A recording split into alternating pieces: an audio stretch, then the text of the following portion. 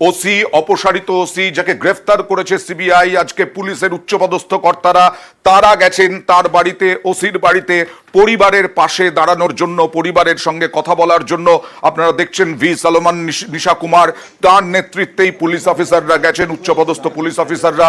কথা বলবো প্রতিনিধি বিশ্বজিতের সঙ্গে। বিশ্বজিৎ, কি কথা হলো, পরিবার কি বলছে? পাশে রয়েছেন, বার্তা দিতে এসেছিলেন এবং পরিবার স্বাভাবিকভাবেই 8বার তাকে ডাকার পর তিনি সহযোগিতা করেছেন।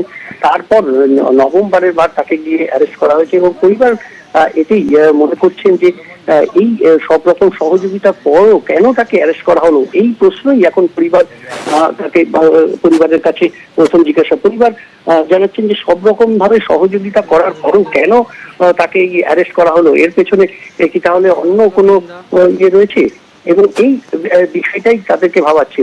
এবং যে পুলিশ আধিকারিকরা এসেছিলেন, সেই পুলিশ আধিকারিক ভি সলোমন, নিশা কুমার, তিনি পুলিশের পক্ষ থেকে যে পরিষ্কার ভাবে তিনি জানিয়েছেন যে এই থানার অফিসার, অর্থাৎ তালা থানার অফিসার, তিনি তার গুড ইন্টেনশনে সমস্ত কাজ করেছেন। সমস্ত কিছু ক্রাইম স্পটে তিনি ছিলেন এবং সেখানে সমস্ত কিছু যেভাবে করার দরকার সারাদিন তিনি বাড়িতে পর্যন্ত আসেননি, তিনি সেইভাবে কাজ করেছেন।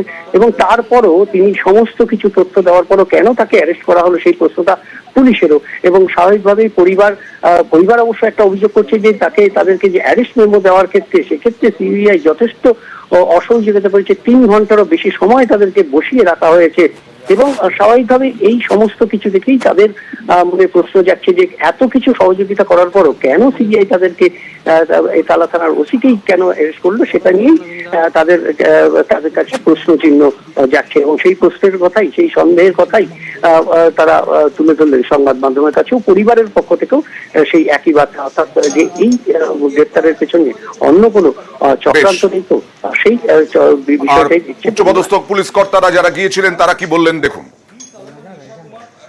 যতটুকু আমার যে নলেজ আছে আমি বলবো দ্যাট যে ওসি ওনার কোনো দোষ নেই, যেটা আমার পার্সোনাল বিলিফ আছে। যা কিছু উনি করেছেন উনি উইথ গুড ইন্টেনশন, ভালো ইন্টেনশনে উনি ওখানে স্পটে তাড়াতাড়ি পৌঁছেছেন। যখন উনি ইনফরমেশন পেলেন at the minimum possible time উনি ওখানে পৌঁছালেন। ওখানে যে পরিস্থিতি ছিল, যেরকম একটা সেন্সিটিভ ক্রাইম হয়েছিল, ওখানে যা কিছু ডক্টরস অ্যান্ড আদার যারা ওখানে যারা চাইছিলেন, যেগুলো প্রসিজারাল ইস্যুস যেগুলো ওনারা চাইছিলেন, যে সব দাবিগুলো, রিকোয়েস্টগুলো মেনে in the interest of justice, যে বেস্ট ট্রান্সপারেন্ট ইনভেস্টিগেশন যা কিছু করা ছিল উনি ওখানে করলেন। অ্যান্ড এটাই ওনার কাজ ছিল, and he did the job very well. আমাকে সিবিআই থেকে ফোন করা হয়েছিল যে আমার হাজব্যান্ডকে অ্যারেস্ট করা হয়েছে, বাস এইটুকুই বলা হয়েছে, আর কিছু বলা হয়নি। এর আগে ম্যাডাম আপনার হাজবেন্ড মাল্টিপল টাইম সিবিআই এর ইন্টারোগেশন ফেস করেছেন, সেই নিয়ে এসে আপনাদেরকে কিছু শেয়ার করেছিলেন যে কি সিবিআই ওকে কি? না না না না, সেটা কিছু বলেননি, কিন্তু উনি বলেছেন উনি ওনার বেস্ট দিচ্ছেন। আমরাও দেখেছি আর আমিও সেটা দেখছি যে উনি বাড়িতে আসতেই পারেননি, আর উনি রাত দিন ওখানে কাজ করেছেন, উনি ওনার বেস্ট করেছেন। লালবাজার আপনাকে কি জানাচ্ছে? পুরো ডিপার্টমেন্ট আমার পাশে আছেন, এটাই। সিবিআই কি আপনার সঙ্গে কোনো কন্ট্যাক্ট করেছিল এখনো? না না না, কোনোভাবে মনে হচ্ছে যে অনৈতিকভাবে তাকে হ্যাঁ অন্যদিকে চলে যাচ্ছে, এটা মনে হচ্ছে।